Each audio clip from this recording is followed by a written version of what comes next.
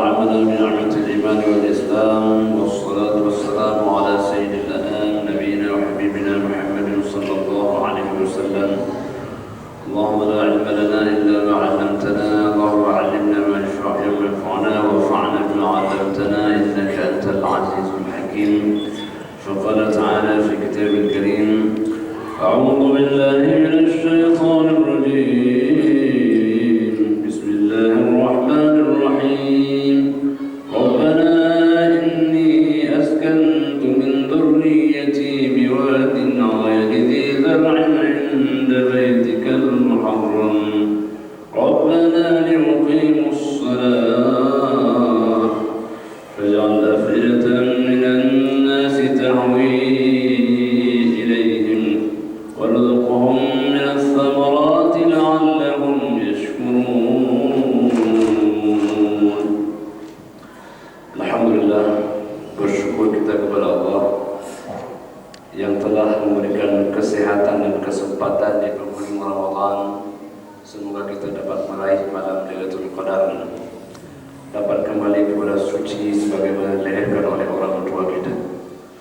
Selawat dan salam kita sampaikan kepada junjungan alam Nabi Rasulullah sallallahu alaihi wasallam, sayyidil awwalin wal akhirin, imamil muttaqin. Walau tak pernah berjumpa dalam dunia, semoga bersua di masyarakat kelak nanti dalam maqam mahmuda syafaatul kubra dari baginda sallallahu alaihi wasallam. Jemaah rahmat Allah Subhanahu wa taala. Perjuangan Lailatul Qadar itu persis perjuangan Nabi Ibrahim alaihissalam. Nabi Ibrahim alaihissalam sudah lama menantikan seorang anak, melahirkan anak Ismail dari istrinya yang bernama Siti Hajar, yang beliau berada di negeri Mesir. Kembalinya ke Palestina, Allah katakan, Ibrahim, anakmu dengan istrimu, taruhkan dia ke Mekah. Maka bawalah beliau anaknya yang masih mungil kecil, yang masih merindukannya, ingin bersamanya. Tapi itulah Ibrahim alaihissalam, beliau merelakan kerinduan itu demi rindunya kepada Allah Subhanahu wa taala. Maka beliau tempatkan di Mekah Al-Hijaz, yang tempat itu tidak ada manusia. Maka dengan Allah sesampainya ke sana, Nabi Ibrahim mengatakan, Rabbana inni askantu min dhurriyyati biwadin ghairi dhi zar'in 'inda baitikal muharram. Ya Allah, saya sudah tempatkan sebahagian keluargaku, yaitu yang pertama istriku Siti Hajar, yang kedua adalah anandaku Ismail, di tempat yang tidak ada air, tidak ada tumbuh-tumbuhan, tidak ada makanan. Bayangkan di tempat yang luar biasa.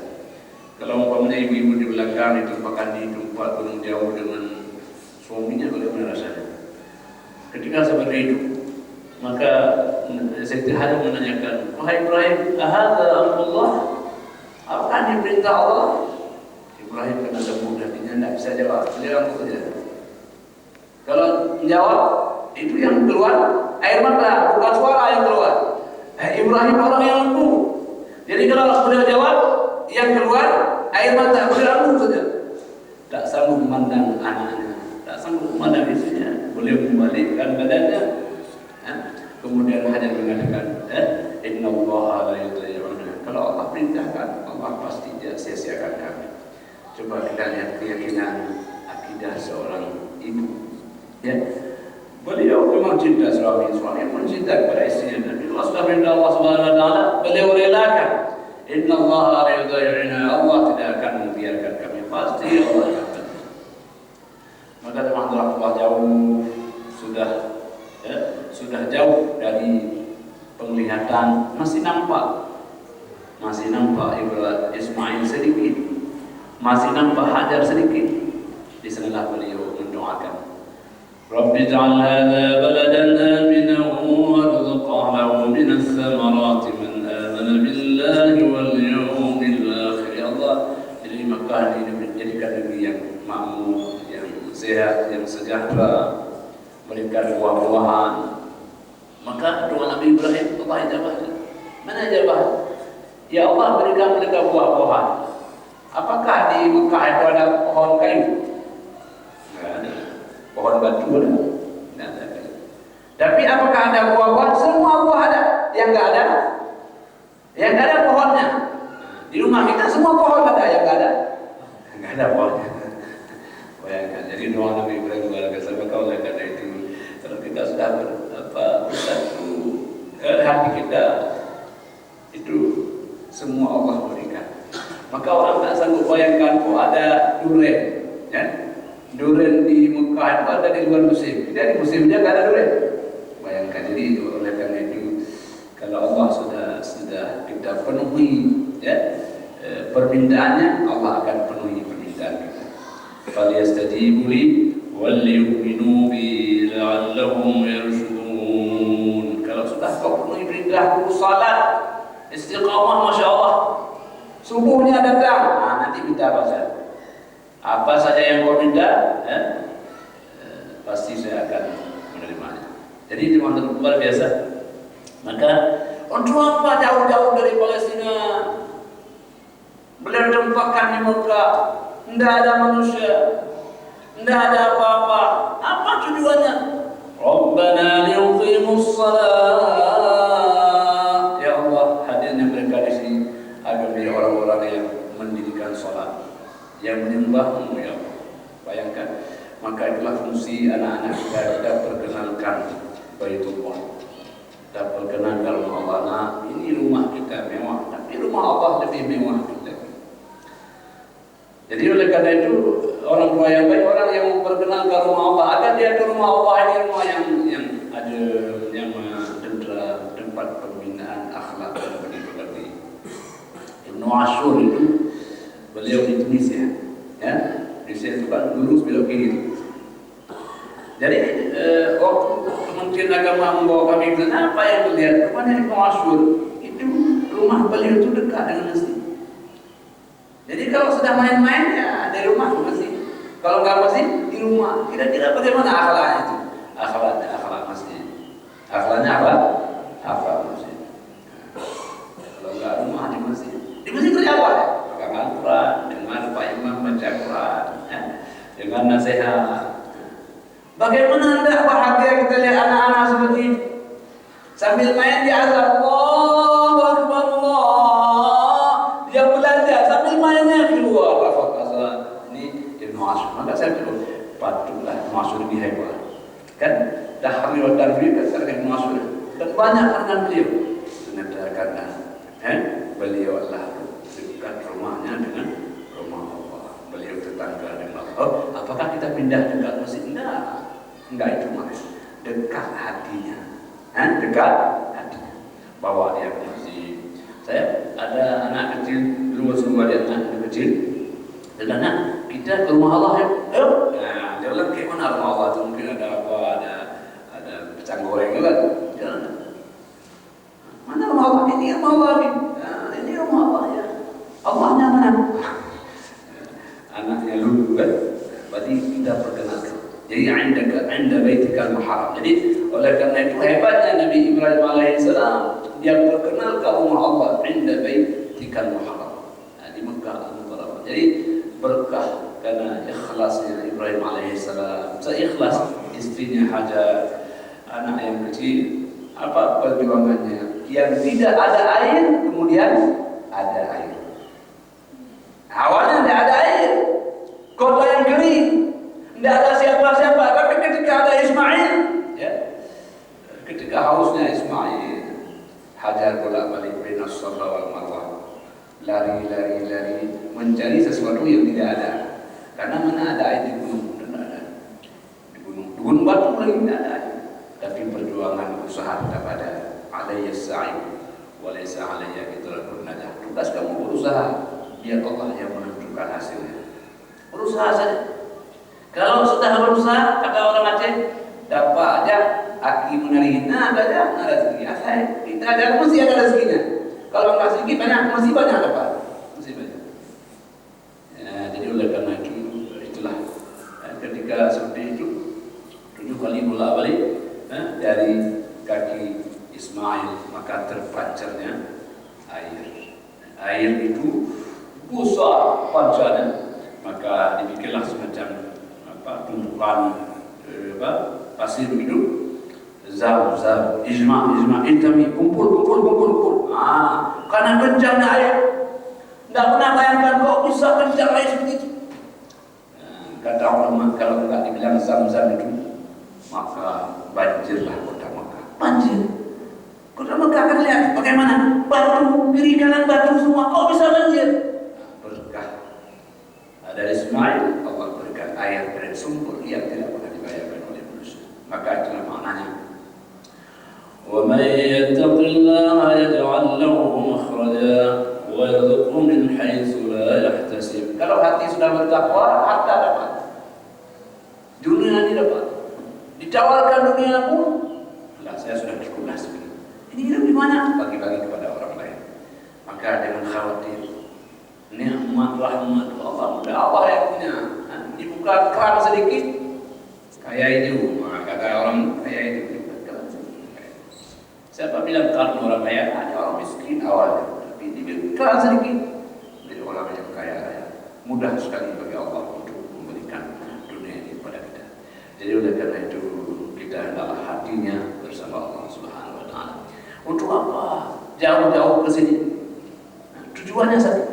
Rabbana liyuqimus shalah. Ya Tuhan kami hantarkan anak ini ke tempat ini agar mereka orang-orang yang mendirikan salat. Asal saja sudah sampai ke masjid dia. Hayya 'alas shalah. Aslinya maksud datangnya. Anak-anak yang seperti itu rasanya akan membahagiakan orang tuanya. Panggilan azan dia sadar dipanggil Allah lewat suara muazzin. Sadar itu yang harus dibangun pada anak-anak kita. Dulu kita ajak dia ke masjid, sekarang kita ayo ke masjid dah azan. Senang tak? Oh senang. Mendapatkan anak seperti itu permata yang luar biasa harganya. Ketika nanti kita meninggal, dialah sebagai imam. Yang jenazah kita di depan, dia sebagai imam. Ketika di kuburan dialah yang datang pertama sekali.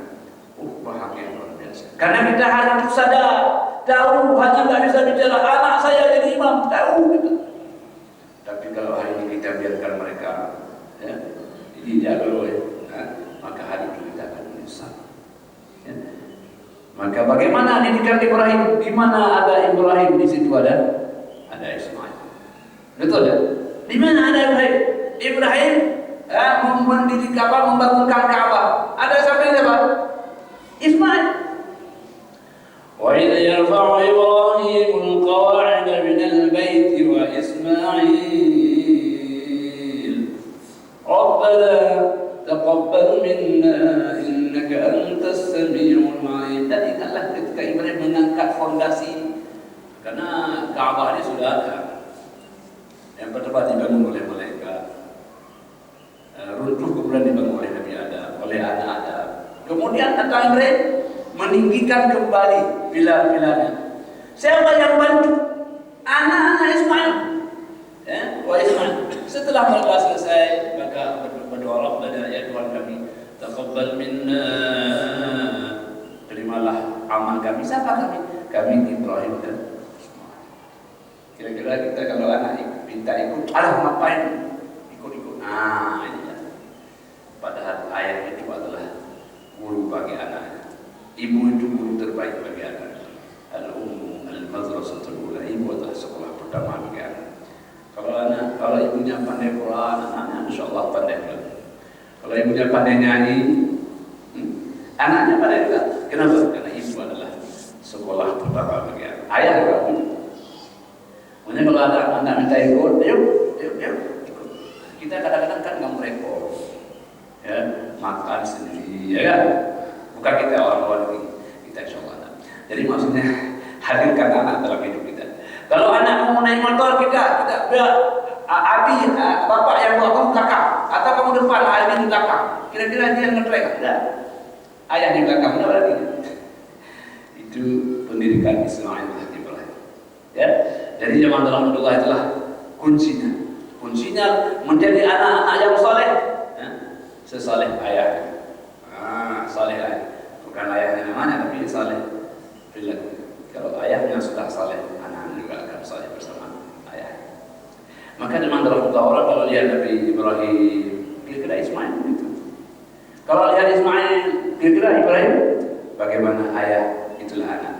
Kiban dia, kiban menamini, ya, kiban menanan itu lah. Jadi itu memang dalam Allah kira-kira begitu. Ya. Jadi pendidikan apa? Pendidikan menghadirkan anak. Anak kita salat, anak puasa kita, dan makan buka puasa dengan anak kita, sahur dengan anak kita, tahajud dengan anak kita, tarawih dengan anak kita. Hadirkan dia. Kenapa? Karena kebersamaan itu adalah pendidikan. Kebersamaan. Hadirkan dia. Jadi bukan hanya kita ceramahkan di rumah, tapi bawakan dia, hadirkan dia. Maka dalam Allah Subhanahu wa taala inilah pola Nabi Ibrahim alaihissalam. Kenapa disebut Ibrahim? Ibrahim itu kan abun rahim, abun, him rahim, rahim bahasa Arabnya. Itu bahasa Ibrani. Rahim, abun rahim, ayah yang penyayang. Ayah yang penyayang, lembut. Ibrahim itu lembut. Itu yang menjadi Ismail juga lembut, selembut. Menyayang kan? Anak begini, menyayang anak. Misalnya ini benarnya saya. Itu kita kopi pastilah enggak ada. Maka oleh karena itu, ketika kita didik anak itu, karena dia adalah kopi pasti kita. Jangan dalam Allah Subhanahu Wa Taala. Maka oleh karena itu, bukan anak durhaka kepada orang tua. Lebih dulu orang tua durhaka kepada anak. Memang kita boleh menyalahkan anak, silakan. Tapi jangan lupa, apakah hak anak itu sudah kita berikan waktu dia kecil, atau kita lalai dengan hal-hal yang lain? Mencari rezeki penting untuk apa? Untuk mendidik anak. Rezeki itu bukan tujuan maksudnya, tapi dia tujuannya untuk bagaimana mendidik anak. Kita banyak hantarkan dia ke dalam pendidikan yang lebih baik. Itu jadi Ramadan ini adalah bulan pendidikan. Maka ikutlah para Ibrahim, Rabbana liyuqimus salat. Kemudian apa lagi? Ketika Ibrahim meninggalkan kota Mekah, pulang ke kampungnya di Palestina. Doa beliau, faj'al afidatan minan nasi tahwi ilaihim ya Allah. Jadikan hati-hati manusia cenderung kepadanya. Anak saya tidak ada yang lihat. Dan Mekah ini kosong. Yang ada coba seorang perempuan dengan anak yang masih kecil. Pernah kita bayangkan tidak ada listrik, anak kita sedikit ada dilihat. Tapi bagaimana dilihat? Ini Nabi hadamu yang mana? Tidak ada tempat bertanya, hanya kepada Allah saja. Maka doa Ibrahim adalah faj'al afidatan minan nas tahwi ya Allah, jadikan hatimu cenderung kepadanya. Ketika air dibaca, maka burung-burung akan turun. Kalau sudah ada air, kan air sumber kehidupan. Maka air ini sebagai filosofi kehidupan. Kalau kita mau hebat, jadilah seperti air, tapi jangan jadi air. Bukan jangan. Jadilah air, jangan. Kita tidak manusia, tapi jadilah seperti. Bagaimana air, Pak? Air itu ya, yang pertama mengalir ke atas ke bawah. Ada Pak di atas, dari bawah ke atas ada pompa. Ya kan? Tapi filosofi air dari atas ke bawah apa maknanya? Air itu sikapnya tawadu. Dia tawadu, ya kan? Kepala kita kan tegak, tapi kalau sudah tawadu sujud, kan? Apa makna sujud? Kita turunkan kepala yang hebat pada serendah hati kita, karena kita ingin tawadu melihat kepada Allah Subhanahu. Itulah air. Air mengalir dia, ya mengalir. Ya. Kalau ada batu di depan, dia tidak nabrak batu, dia belok ke samping. Tetap berjalan walaupun ada batu. Jadi kemampuan air untuk beradaptasi, menyesuaikan diri. Di mana bumi dipijak, di situ langit dijunjung. Itu air. Maka air di mana-mana dibutuhkan orang. Satu hari tidak ada air, di mana rasanya? Pakai benda mana? Satu hari, belum satu minggu, belum satu bulan. Masya Allah. Jadi air menjadi sesuatu yang dibutuhkan oleh manusia. Rupanya kalau Pak Imam nggak ada satu hari, mana air Pak Imam? Itu air. Beliau adalah air dalam kehidupan.